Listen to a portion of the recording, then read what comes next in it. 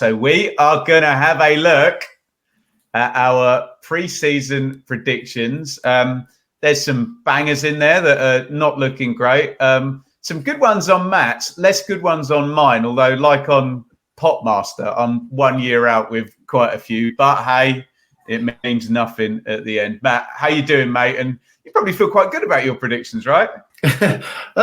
Reasonable. It's still early, though, because it can all change, I guess. It's still early on into the season. But we thought it'd be a good idea to scrutinise our own predictions today, hold ourselves accountable, as some people like to do in the comments, and see what we've got right and what we've got wrong. So it'd be fun to look at it today. Right. So you've actually got 4 bob on. So this is very, very impressive stuff. Head over to Matt's channel for the full predictions video. You can see his rationale there, but we'll dive into it a little bit. You've got Man City in second place, which is a massive call when you consider how good that is. You've got Newcastle in 7th. They are currently in 7th. You've also got Everton in 16th. Which one of those 3 are you most confident about? Man City ultimately finishing 2nd, Newcastle 7th, or Everton 16th? I can see 2 of those teams being higher. I think I might say Everton, because I kind of expect them to be close and to hover near the relegation battle, but to just have enough to get over the line. Let's not forget, after a couple of weeks, we were a bit concerned, those terrible defeats against... was it Brighton and Spurs at the start of the season? Then they were throwing away 2-goal leads and losing 3-2 in those games. But over a 38-game season, I had confidence that Sean Dyche, if he's trusted and the fans are patient with him, he'll get them away. And I still think they could finish higher than 16th. They've had a couple of decent results before the international break. But I think it wouldn't surprise me if they're near the relegation zone, but they just get over the line. And they need to going into next season with the new stadium. So I'm happy with the Everton prediction. The Manchester City prediction is a little bit confusing to me, because I thought it would be because Arsenal would be top, but it's actually because Liverpool are currently top. But it's still early days, and you expect Man City to surely bully their way up towards the top as the season goes on. Obviously, I couldn't have anticipated that they'd lose Rodri, so that could be a factor into why they might not win the league this time round. And I was also a bit sceptical of when could a possible punishment come with the legal proceedings, and it could even be this season, which could get them finishing anywhere in the table. So that's why I kind of went for Arsenal. Arsenal have been good recently, and I put Man City second, but I will admit right now, Liverpool are definitely in the race. And then Newcastle 7th. It's very difficult to predict 4th to 8th. There's so many teams jostling, and it could be that 2 or 3 points separate those teams. But I could see Newcastle finishing inside the top 6, given their decent results so far this season. So we've both, and this is my 1 bob on, we've both got Ipswich finishing 17th. I think maybe there was a little bit, I'll speak for myself on this one. Ipswich are currently 17th, so it's a bob on for both of us. There's a little bit of, kind of hope rather than expectation, and let's just stick them above the line. Obviously, we've debated until we're blue in the face, excuse the pun, the 0 wins against being outside the relegation zone. And you've also flagged up that I've got Wolves 18th in the relegation zone. So I was kind of in front of that, but again, there's still the sort of argument that Wolves are going to push on. That was what I was kind of alluding to. I could see Everton going higher than 16th, but you made a pretty good case for them staying there. So talk to me about your bob on prediction for Ipswich and me maybe foreshadowing Wolves' struggles. Yeah, no, I was very impressed with that. I know it wasn't bob on, but to have called Wolves to be in the bottom 3 was a really rogue shout, because people right now, with hindsight, would be like, well, yeah, they're not doing well. But before the season started, there wasn't maybe many factors for why people might think they'd struggle. So I thought it was a really good prediction that needs highlighting. As for Ipswich, yeah, we both predicted them to finish 17th. Now, it's difficult when you come to predicting the 3 newly promoted teams, because last season we saw all 3 go straight back down that had come up from the Championship. The season before, all 3 had actually stayed up. Now, for me, I had to sort of use the law of averages. I thought to myself, surely we can't have all three going down again. Which one might stay up?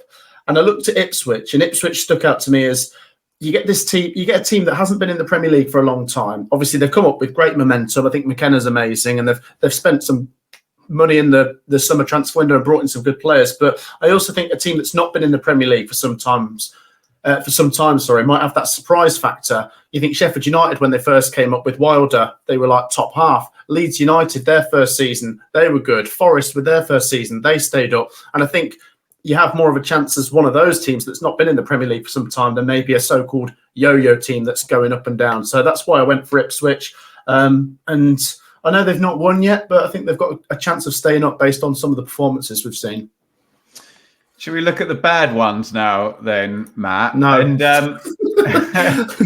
we both, this is interesting actually, because we both had Man United and Crystal Palace in the same place in both our predictions table.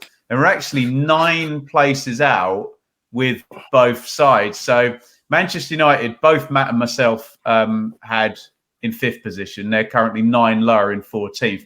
And we both had Palace inside the top half. In 9th place, they're currently 18th. I suppose Palace being 9 places low is probably a bigger surprise than Man United being 9 places lower, because there was always the chance that Ten Hag, there would continue to be a bit of chaos there. Whereas Palace, I don't know your rationale, but mine was really good end to last season. They're always in the middle. They always do well. Although there was the caveat, the elephant in the room of Elise and Gay and people, Eze as well, people possibly exiting. So do you agree with me that Palace being 9 out is more of a surprise than Man United being 9 out? Yes, definitely, especially the way they ended last season. You're right, they lost Elise, but I think on the whole it was actually a decent window because they kept Eze, they kept Mateta, they kept Gay, and there's a lot of quality there. And towards the end of the last season, Glasner had that desired effect of, wow, Palace looked like they could be a top 10 team, even more next season.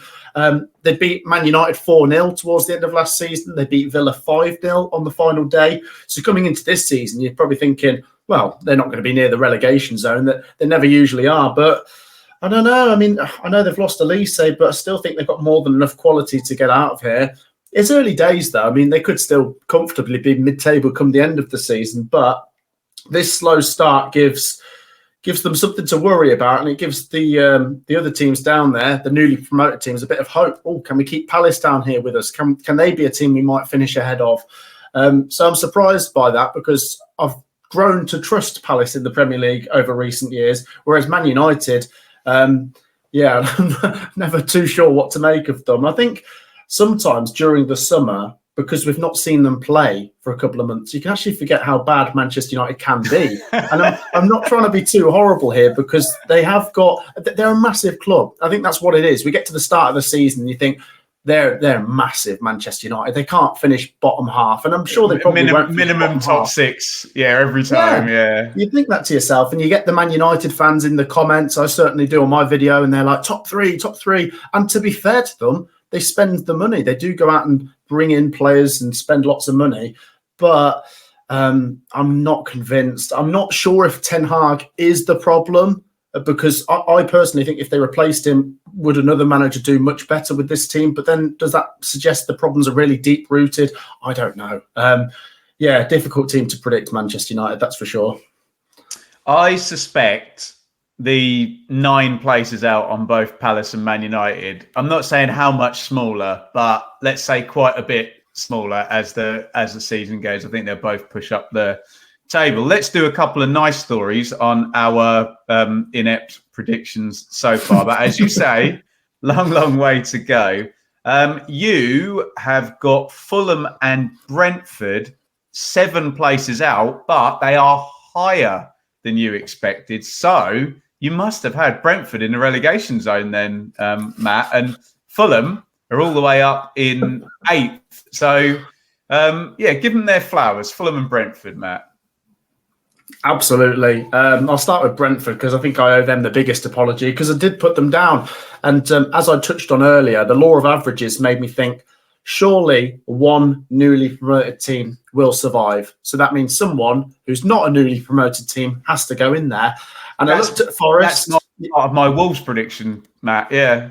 But yours is right. That's where you need a lot of credit because it's right now, obviously. Things can change. But in hindsight, if I was to have gone back and changed one thing, I'd have Brentford higher and Wolves lower. But I suppose I looked at Forest because they were just above the bottom three last season. And I thought, I don't know, they're spending a bit of money. I think I trust Nuno to get them higher this season. I looked at Wolves and I thought, I think they've got enough quality. Obviously, that might prove to be wrong.